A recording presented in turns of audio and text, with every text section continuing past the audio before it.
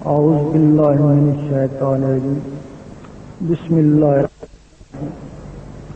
عزیز ساتھیو السلام علیکم۔ شہر کراچی میں اس سے پہلے بھی کئی خطاب ہو چکے ہیں۔ ان خطابوں کا مقصد کوئی سیاست نہیں ہے، کسی فرقے کی دل آزاری نہیں ہے، کوئی حکومت پر نکتہ چینی نہیں ہے۔ دل والے ہیں جن کے لیے یہ پیغام پیش کیا جاتا رہا ہے اور وہ سنتے رہے اور ہم سناتے رہے۔ سبحان اللہ۔ آج سے 15 سال قبل پہلا خطاب گولی مار میں ایک چھوٹے سے کمرے میں ہوا اللہ، جس میں 4 آدمیوں نے شرکت کری تھی۔ پھر وہ پیغام لاکھوں دلوں کو چیرتا ہوا پوری دنیا میں پھیل گیا۔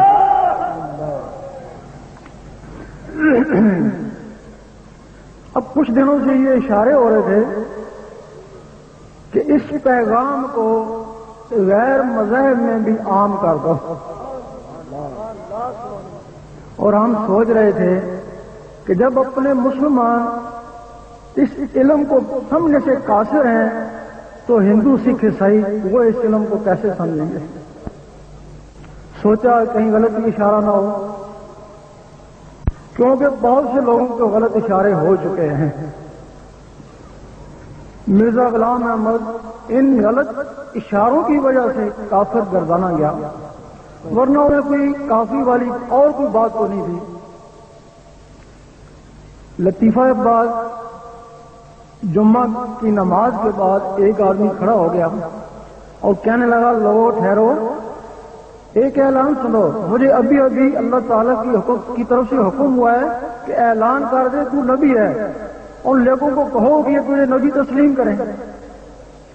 لوگوں نے سمجھایا بجایا کہ نبی تو ایک ہی ہیں، آخری زمان نبی ہیں، اور تو کوئی نہیں ہو سکتا۔ وہ کہنے لگا ٹھیک ہے، میں دوبارہ نماز نیت۔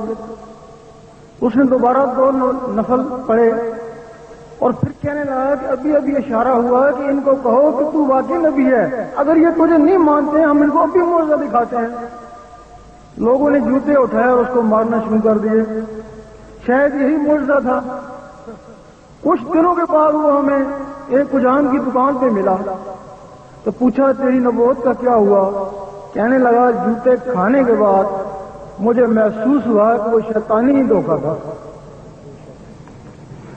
ہمیں بھی اس قسم کے کوئی اشارے ہوئے، اور جس علم کے اشارے ہوئے وہ علم بھی ہم کو باطن میں پڑھا دیا گیا تھا۔ شریعت کا علم اس کا کوئی وقت نہیں ہے، جب داڑھی پوری ہو جائے اور 5 نمازیں پڑھنا شروع کر دے وہ شریعت ہے۔ پھر وہ طریقت کا علم ہے۔ یہ جو اندر کی مخلوقیں ہیں 12 سال ان کو طاقت پہنچاتے ہیں، پھر اس طاقت سے جب وہ جسم سے نکل کر حضور پاک کے قدموں میں جاتی ہیں تو پھر وہ طریقت ہے۔ اس کے بعد پھر حقیقت کا علم ہے کہ حضور پاک ان روحوں کو بذات خود تعلیم دیتے ہیں تو پھر وہ حقیقت کا علم ہے۔ اس کے بعد پھر معرفت کا علم ہے کہ 7 دنوں میں اللہ کا دیدار کرایا جاتا ہے۔ سبحان اللہ۔ ہم سوچ رہے تھے اگر یہ اشارے غلط ہوئے تو ہمارا حال بھی مرزا غلام احمد کی طرح ہوگا، اگر یہ اشارے صحیح ہوئے تو پھر شاہ منصور کی طرح ہم کو بھی سولی پہ لٹکا دیا جائے گا۔ مجبور تھے کیا کریں، آخر ہمت کری اور ان اشاروں کے تجربہ کرنا شروع کر دیے۔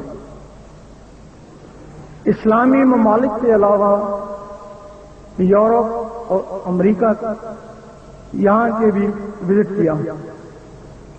ہندوؤں، سکھوں اور عیسائیوں کو اس علم کا بتایا۔ وہ کہنے لگے کہ یہ علم تو ہماری کتابوں میں موجود ہے، ہمیں جس کے اشارے اپنی کتابوں میں ملتے ہیں ہم تو اس کی تلاش میں تھے۔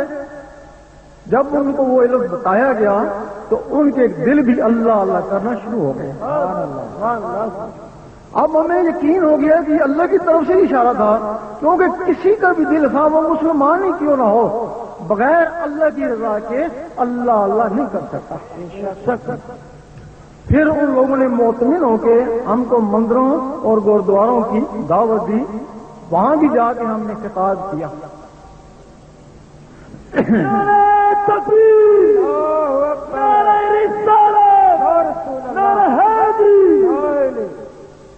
حضرت ابو ہریرہ رضی اللہ تعالیٰ فرماتے ہیں کہ مجھے حضور پاک سے 2 علم حاصل، وہاں بھی جا کے ہم نے خطاب کیا۔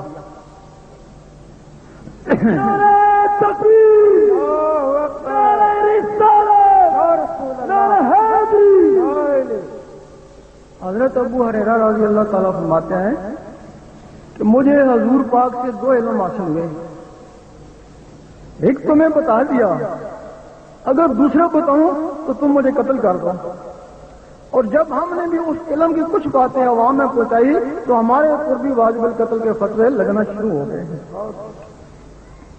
ہمارا عقیدہ تھا کہ جب تک کوئی کلمہ نہ پڑے مسلمان نہیں ہو سکتا ہے، مسلمان ہوگا تب اس کا دل اللہ اللہ کرے گا، اور وہ علم کہتا تھا کہ اللہ ہر چیز پہ قادر ہے، جس کو چاہے نواز دے۔ وہ علم کہے کہ ہاں وہ کافر ہو یا کوئی بھی ہو، جس کے دل میں اللہ میں شروع ہو جائے گی، ایک دن وہ اللہ کی طرف جھک ہی جائے گا نا، کہ جس جماعت کے ساتھ اللہ، وہ بھی اس جماعت کے ساتھ مل ہی جائے گا نا۔ وہ علم کیا تھا؟ اس کے لیے بٹ شاہ نے فرمایا ہے، وہ فرماتے ہیں کہ نماز روزہ کم سکھو اور رستہ کو دیجو۔ یہ جب انسان کا جسم بنایا گیا، اس جسم کے اندر کچھ مخلوقیں بھی ڈالی گئی، 7 مخلوقیں ڈالیں گی، ان کا نام لطائف ہے، حدیث شریف میں باقاعدہ ان کے نام ہیں، قلب، روح، سری، فقی، اخفا، انا، نفس۔ کسی کا کام دیکھنے کے لیے، کسی کا چلنے کے لیے، کسی کا سونگنے کے لیے، کسی کا بولنے کے لیے، ایک مخلوق جس کا کام صرف اللہ اللہ کرنے کے لیے۔ سبحان اللہ۔ 6 مخلوقیں الوی تھیں، ایک مخلوق اس میں شیطانی آ گئی، جس کے لیے بلے شاہ نے فرمایا، اس نفس پلیت نے پلیت کی تھا، اسا ملو پلیت نہ سے۔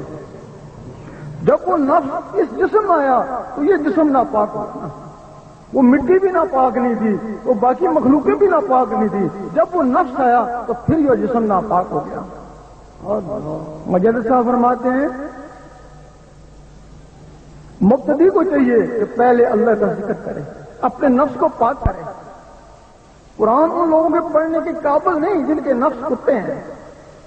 فرماتے ہیں تو جب نفس پاک ہو جائے پھر قرآن پڑھے، اس وقت ایک لمحہ فکریہ 100 سال کی عبادت سے بہتر ہے، اس وقت قرآن اس کے اندر اترے۔ اور اس وقت 72 فرقے ہیں، پتہ نہیں کتنے فرقے ہیں۔ حضور پاک کے زمانے میں کوئی فرقہ نہیں تھا، نہ سنی، نہ شیعہ، نہ وہابی۔ حضور پاک کے زمانے میں صرف امتی تھے، اور امتی حضور پاک فرماتے ہیں امتی وہ ہے جس میں نور ہے۔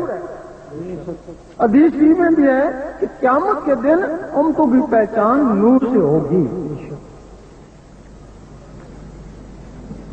اب یا تو امتی تھے جن میں نور نہیں تھا، وہ منافق تھے، تو جو مسجدیں بھی چھوڑ کے چلے گئے تھے وہ خوارج۔ اب وہ جو نور ہے وہ انسان کے جسم میں کیسے آتا ہے؟